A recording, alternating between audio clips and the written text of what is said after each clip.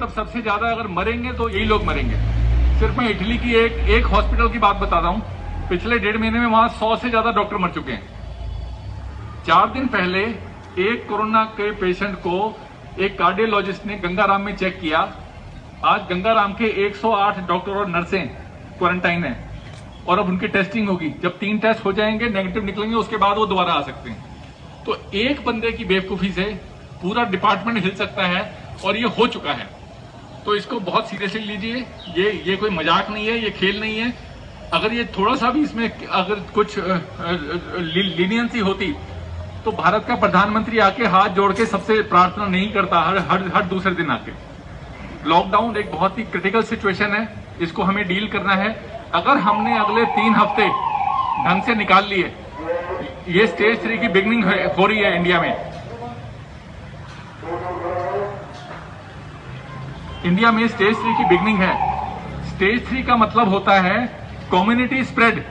Community spread का मतलब क्या होता है? अगर यहाँ पे 1 लाख लोग हैं तो 2-4 आदमियों को भी हुआ तो 1 लाख को इन्फेक्ट कर सकते हैं।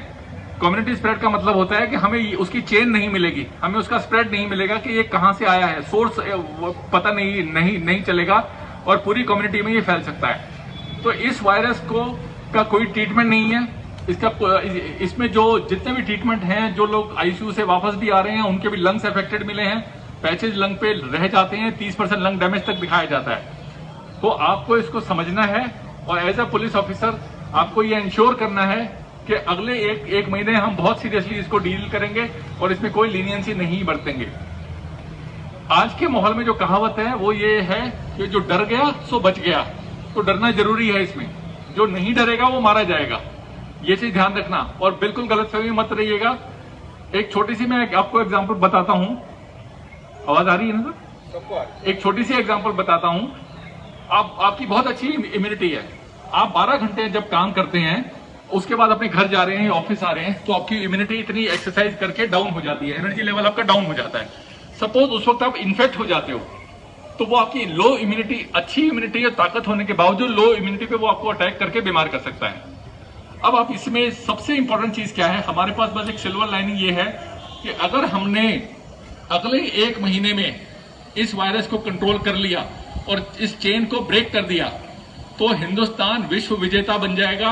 हिंदुस्तान पहली कंट्री होगा जिसमें 135 करोड़ की पॉपुलेशन को हमने इसको स्टेज 3 में जाने से, कम्युनिटी स्प्रेड से बचा लिया। तो हमारी बहुत बड़ी रेस्पॉन्सिबिलिटी है इसको डील करने के लिए और हमें इसमें किसी भी हालत में फेल नहीं होना है। इस वायरस की कुछ चीजें हैं जो बाकी देशों में पहले गया, हमारे पास बाद में आया, जबकि चाइना का बॉर्डर हमसे मिलता हुआ है।